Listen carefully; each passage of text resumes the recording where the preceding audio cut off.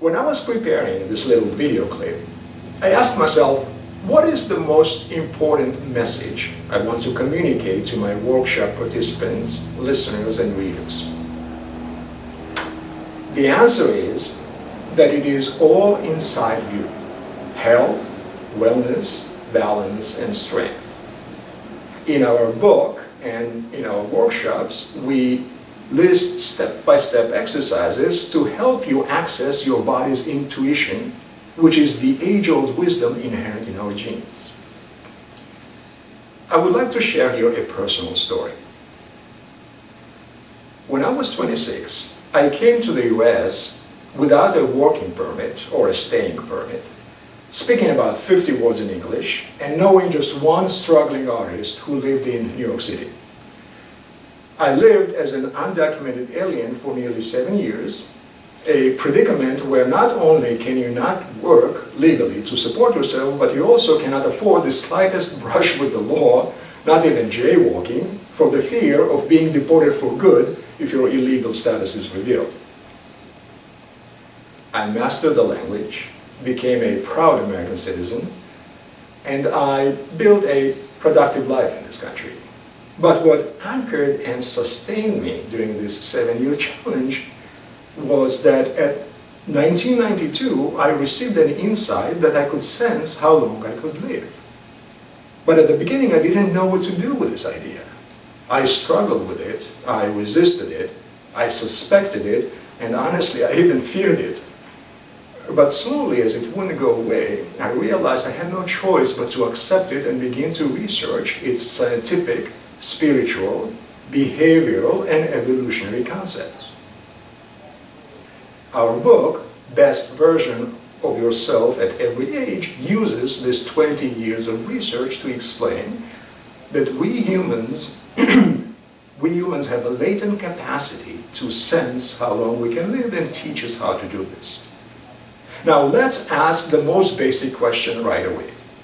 What is the benefit of sensing how long we can live?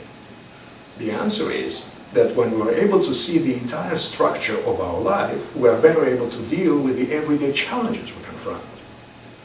So how do we achieve this higher self-awareness? By seeing clearly what we humans are in the larger context of the universe. So for that, we first go out into the universe at large, and then we bring that large universe back into our own body. Here are some of the fascinating insights that the latest science gives us about what we are. New cosmology shows that we are the offspring of supernovas. We are made of stardust. The carbon in our body could not be created in the universe by any other means than through the collapse and explosion of a star. We are embedded in this evolutionary process. Just like a single drop of water in an ocean contains in it the character of the entire ocean, so each of us contains in our genes the entire information of existence.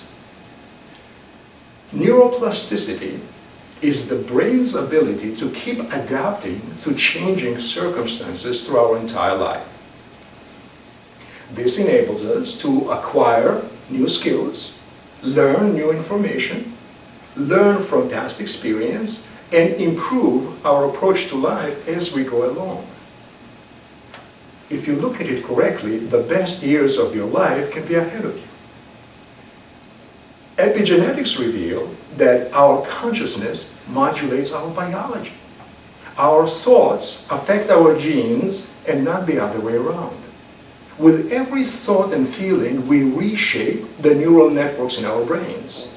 Quite simply, we determine our health by what we think and how we act. Superstring theory reveals that we live in a participatory universe. We manifest the outcome that we anticipate. So when we focus our attention on the amount of years that we sense that we can reasonably live in this body, we cause the body to adjust itself to this new consciousness. Now, once the mind clearly understands the scientific foundations of this awareness, then we introduce the body consciousness techniques such as meditation, pressure points, ring muscles, and touch triggers to help you identify in yourself your optimal duration of existence.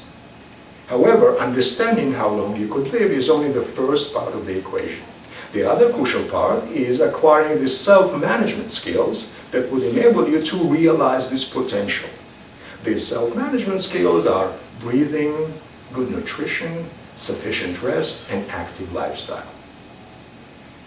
It is good to remember that our thoughts affect our genes and not the other way around.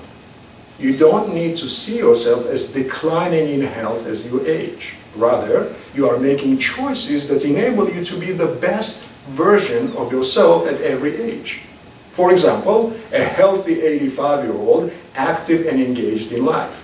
Granted, in an 85-year-old body, but the best version of that body at that age. Goodbye.